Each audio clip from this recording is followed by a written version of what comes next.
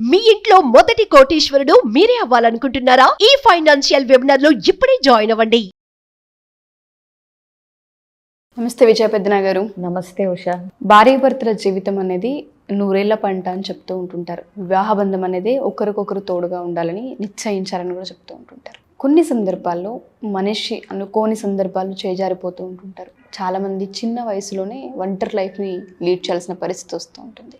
రియాలిటీని ఏ విధంగా యాక్సెప్ట్ చేయాలి అంటారు, ఏ విధంగా ముందుకెళ్లాల్సిన పరిస్థితి వాళ్ళకు ఉంటుంది అంటారు. అసలు చాలామంది ఒక సిచ్యుయేషన్ దగ్గరే ఆగిపోతారు. ఇంకా మనిషి దగ్గరే రిగ్రెట్స్తోనూ కొంతమంది ఇంకా నా లైఫ్లో ఇంకేం లేదనో అనుకుంటూ ఉంటారు. మనం ఏం చెప్పొచ్చు అంటే, ఫస్ట్ ఆఫ్ ఆల్ అసలు అట్లా పార్ట్నర్ని అంటే ప్రియమైన వ్యక్తిని, జీవిత భాగస్వామిని కోల్పోవటం అనేది అసలు చాలా వాళ్ళకి దురదృష్ట సంఘటన, వాళ్ళకి అత్యంత బాధాకరమైన విషయం.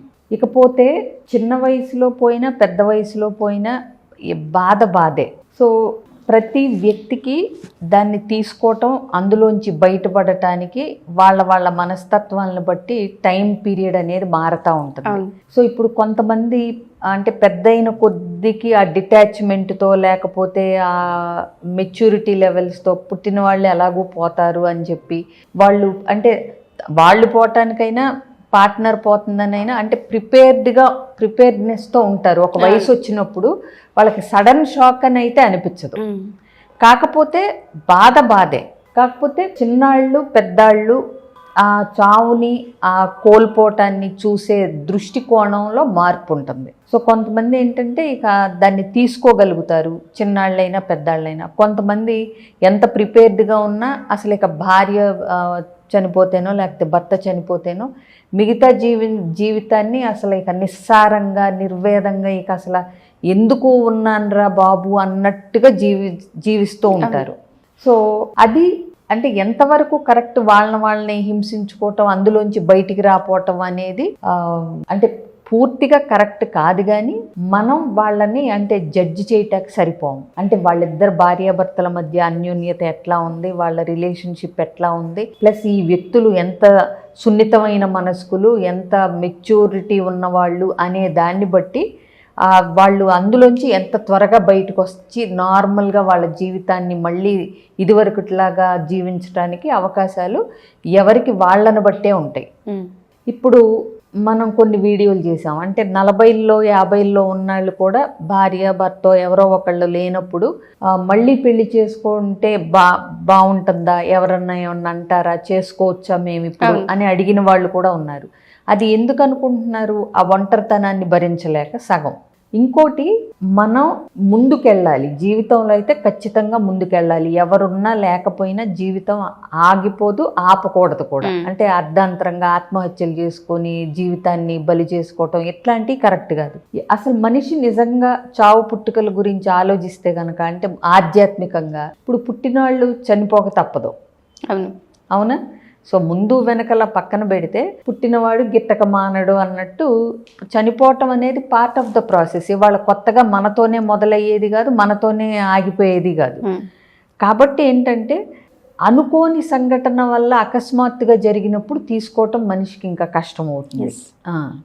బట్ ఇప్పుడు చిన్నాళ్ళు దాన్ని ఎట్లా తీసుకోవాలి అంటే, చిన్నాళ్ళు ఇప్పుడు మళ్ళీ అందులోంచి బయటపడిన తర్వాత మళ్ళీ ఇంకొక వ్యక్తిని వాళ్ళ జీవితాల్లోకి ఆహ్వానించే ఇంట్రెస్ట్ ఉంటే కనుక మళ్ళీ పెళ్లి చేసుకోవచ్చు, తప్పేమీ లేదు.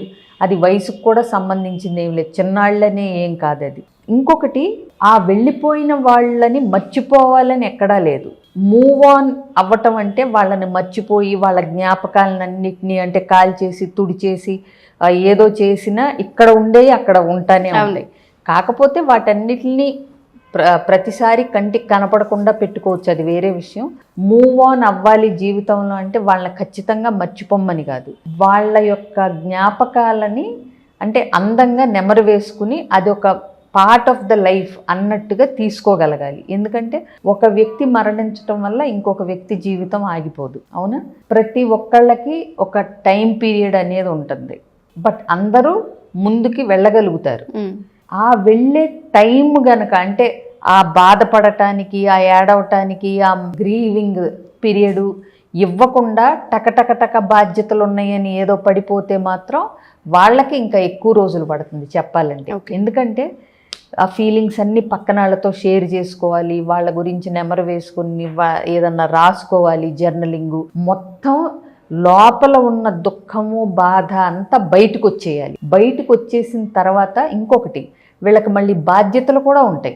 ఇప్పుడు పిల్లలు ఉంటే బాధ్యతలు ఉంటాయి, తల్లిదండ్రులు ఉంటే బాధ్యత ఉంటుంది. ఒక్క వ్యక్తితో లేరు అని చెప్పి వాళ్ళ వెనకాలే వెళ్ళిపోదాము అని అనుకుంటే గనక బాధ్యతల్ని విస్మరించినట్టే అవుతుంది. అసలు ఫస్ట్ ఆఫ్ ఆల్ నీ బాధ్యతే నీకుంది, ఎవరు లేకపోతే కూడా. ఒక వ్యక్తి చనిపోయిన వెంటనే ఆ భార్యో భర్త వెంటనే వాళ్ళతో పాటు చనిపోవాలి అన్నంత ఫీలింగ్స్ మొదట్లో ఉంటాయి, కానీ ఆ బాధను వ్యక్తపరుస్తూ ఆ టైం తీసుకుని, ఆ బాధపడటానికి కూడా టైం తీసుకుని అందులోంచి బయటికి రాగలిగిన తర్వాత ఇకపోతే చిన్నాళ్ళ పెద్దాళ్ళ అని నువ్వు అడిగావు. వాళ్ళకున్న వాళ్ళ బాధ్యతలను బట్టి ఎలాంటి కార్యక్రమాలైనా చేసుకోవచ్చు. ఇప్పుడు పిల్లలుంటే ఒక తల్లి పిల్లల్ని పెంచి పెద్ద చేయాల్సిన బాధ్యత ఉంది, అవునా? ఇప్పుడు వృద్ధులైన తల్లిదండ్రులు ఉంటే పెద్దాళ్ళు అయిపోతే వాళ్ళని చూసుకోవాల్సిన బాధ్యత ఉంటుంది, ఉద్యోగమో ఏదోటి ఉంటుంది. సో ఇవన్నీ నిర్వర్తించుకుంటూ నువ్వు ముందుకెళ్ళటానికి ప్రయత్నించాలి. అంటే ఆ వెళ్ళిపోయిన వాళ్ళు ఒక అందమైన జ్ఞాపకంగా నువ్వు వాళ్ళని గుర్తు చేసుకుని ఒక అందమైన జ్ఞాపకాలుగా ఉంచుకోవాలి తప్పితే వాళ్ళని అంటే మిస్ అవుతున్నాం అని చెప్పి దాని గురించి అతిగా బాధపడటం వల్ల వచ్చే బాధ ఇంకా ఎక్కువగా ఉంటుంది. సో కాబట్టి ఎవరి బాధ్యతలు వాళ్ళు నిర్వర్తించాలి. ఇప్పుడు కొంతమంది ఉంటారు, వాళ్ళకి బాధ్యతలన్నీ అయిపోతాయి, శేష జీవితాన్ని గడుపుతూ ఉంటారు. అలాంటి వాళ్ళు ఏంటంటే వాళ్ళ మనసుకు నచ్చిన కార్యక్రమాలలో వ్యాపకాలు పెంచుకోవటానికి ప్రయత్నించాలి. అంటే ఆధ్యాత్మికంగా కానీ, గుళ్ళు కానీ, లేకపోతే తీర్థయాత్రలు కానీ, లేకపోతే సత్సంగాలు కానీ, అలాంటి గ్రూపులతో ఉండటం కానీ అట్లాంటివి చేసుకోవచ్చు. అలాగే కొంతమంది ఆర్థికంగా చక్కగా వెల్ ఆఫ్ ఉంటారు, వాళ్ళైతే సామాజిక కార్యక్రమాలు, చారిటీ ప్రోగ్రామ్స్ ఇట్లాంటివి చేసే గ్రూపుల్లో జాయిన్ అయితే ఏంటంటే వాళ్ళకి ఎప్పుడు ఏదో ఒక వ్యాపకం ఉండేలాగా వాళ్ళు ఏదో ఒకటి అంటే పనులు ఉంటాయి కదా, ఇవాళ అక్కడనో లేకపోతే ఇక్కడికనో, ఈ అనాథాశ్రమం కనో ఆ వృద్ధాశ్రమం కనో ఏదో ఒకటి వాలంటీర్ చేయటమో ఇట్లాంటివన్నీ చేసుకోగలగాలి. అలాగే హాబీస్ ఏదన్నా ఉంటే వాటిల్ని మళ్ళీ అంటే ఇదివరకు పనుల్లో పడిపోయి తీరిక లేకుండా ఉన్న చిన్న చిన్న సంతోషాలు, హాబీస్ ఏమన్నా ఉంటే కుట్టుకోవటం కానీ, పెయింటింగ్లు కానీ, ఆర్ట్ కానీ, ఏదైనా పాటలు పాడటం కానీ, మ్యూజిక్ కానీ, వేణం, గిటారు, అసలు వాళ్ళకి ఏది ఉంటే అది. సో రాయటం ఉంటుంది కొంతమందికి. సో ఇలాంటివి ఏదైనా సరే మళ్ళీ వాటిల్ని బూజు దులిపి మళ్ళీ వాటిల్ని మొదలుపెట్టి వాటిల్ని అంటే ఏదో వాటి ద్వారా ఏం సంపాదించక్కరా, నీ మనసుకు ఉల్లాసంగా నీకు టైం కొంచెం సేపు గడిచేలాగా ఇట్లాంటివి. అలాగే ఒకళ్ళిద్దరు బాధ్యత తీసుకుని వాళ్ళ అంటే చదివించటం కానీ ఏదన్నా వాళ్ళకున్న ఆర్థిక స్తోమతను బట్టి. అంటే లైఫ్ని ఒక పార్ట్నర్ని కోల్పోయిన తర్వాత కూడా ఏ వయసులో అయినా సరే కంటిన్యూ ఖచ్చితంగా చెయ్యొచ్చు. ఓకే, అది ఎలాగో తెలియకపోతే ఇబ్బందులు వచ్చే అవకాశం ఉంటుంది, తెలుసుకునే ప్రయత్నం అయినా చెయ్యొచ్చు. సో కాబట్టి జీవితం ఒక దగ్గర అయితే ఆగిపోదు. ఇంకొకటి నిజం చెప్పాలంటే ఒకళ్ళు లేకుండా ఇంకొకళ్ళు బ్రతకలేరు అనేంత నిజంగా మనం స్పిరిచువల్గా కనుక ఆలోచిస్తే బ్రతకలేకపోతున్నాం అనే భావనలో నుంచి కూడా బయటికి రావచ్చు. ఎందుకంటే అంతటి ఉదాత్తమైన కార్యక్రమాలను మనం చేపట్టి వాళ్ళ పేరు మీద కూడా మనం వాళ్ళ సంస్మరణార్థం కూడా మంచి పనులు చేస్తున్నాం అనుకోండి, వాళ్ళని ఇంకా ఇక్కడ బ్రతికించినట్టే.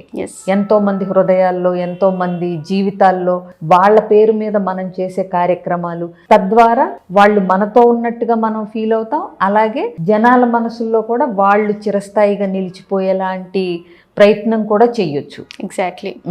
మనిషి లైఫ్ అనేది ఒక మనిషి లేకపోతే ఆగదు అనేది ఆ వాస్తవాన్ని, ఆ రియాలిటీని ఎప్పుడైతే తెలుసుకుంటామో నిజ జీవితం అనేది ఫుల్ఫిల్మెంట్గా ముందుకు తీసుకెళ్ళొచ్చు అర్థమవుతుంది. థ్యాంక్ యూ విజయ పెద్దన గారు, థ్యాంక్ యూ సో మచ్.